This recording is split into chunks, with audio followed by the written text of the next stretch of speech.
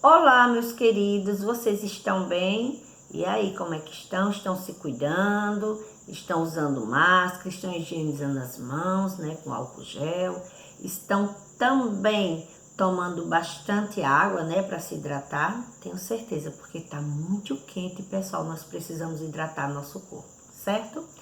Então aí, meus amores, tia Letícia do Colégio São Lucas, para a nossa aula de hoje, que é da disciplina de História, onde hoje nós vamos falar um pouco sobre o ciclo do café. Na aula anterior, nós falamos um pouquinho sobre o segundo reinado, não foi isso? E lá no segundo reinado nós falamos assim rapidamente sobre esse assunto dessa aula de hoje, que é o ciclo do café, que vocês vão encontrar nas páginas 233 até a 236 aqui no material didático de vocês, certo? Temos também uma atividade da página 237, que eu vou estar lá aguardando vocês, ok? Então, pega no material didático, né, para acompanhar a aula, prestando atenção, para depois, se tiver alguma dúvida, dar aquela revisada legal no material didático de vocês e também pode entrar em contato com a tia Letícia, que eu dou aquela forcinha a vocês, ok? Então, vamos para a nossa aula de hoje, meus amores. Bom, as primeiras mudas, né, ou seja, as primeiras plantas de café foram levadas para o Rio de Janeiro, né? E foi levada pelo militar luso-brasileiro Francisco de Melo Palheta, isso mesmo. Só que essas mudas, né, ou seja, essas plantas, elas foram contrabandeadas, elas foram levadas ilegalmente, no caso, da Guiana Francesa, certo?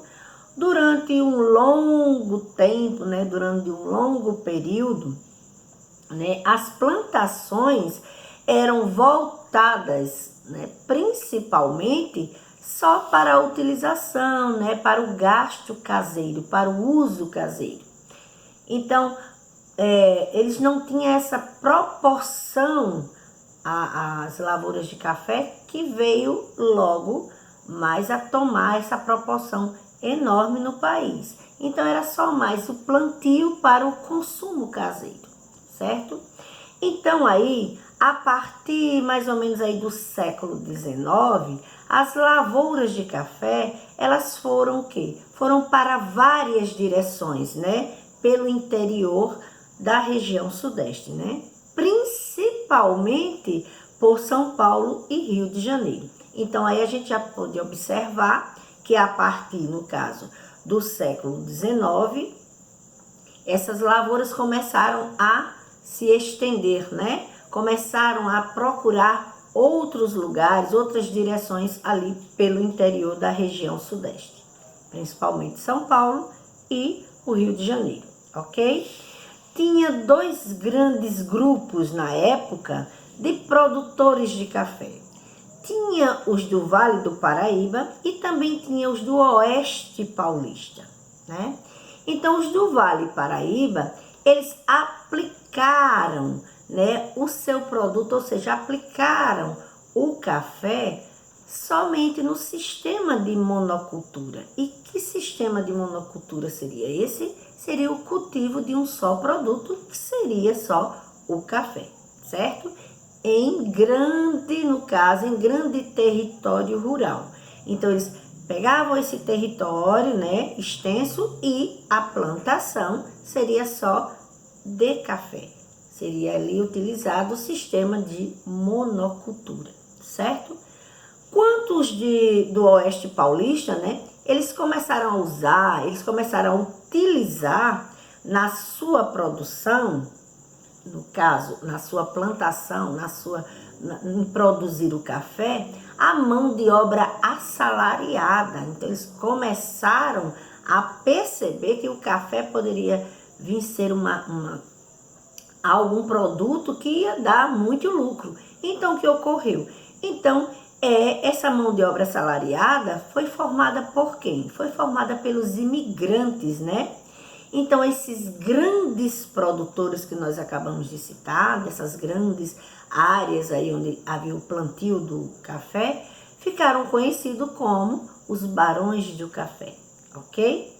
Os Estados Unidos, né, e a Europa eram os que mais consumiam café, né? E o café também ficou conhecido na época como ouro negro.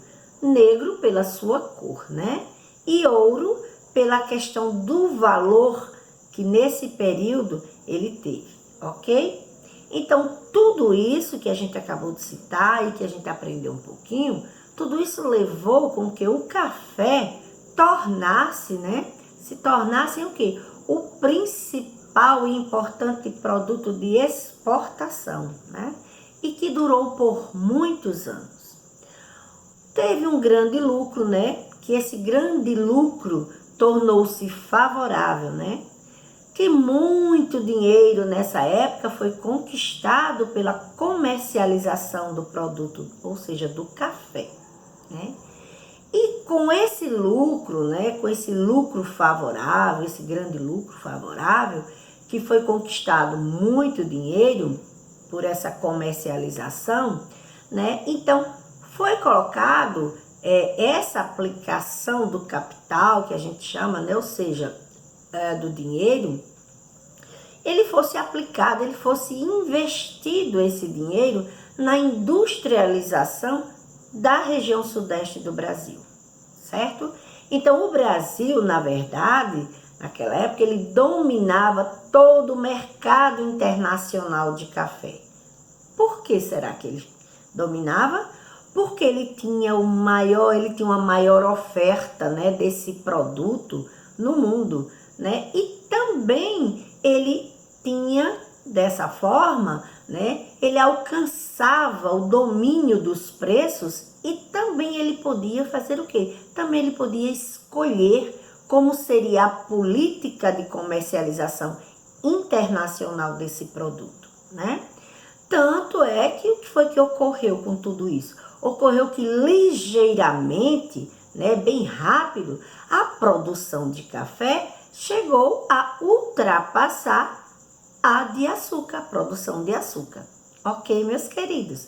Deu para entender direitinho o nosso assunto hoje? Deu sim, que foi um assunto bem simples e prático, né?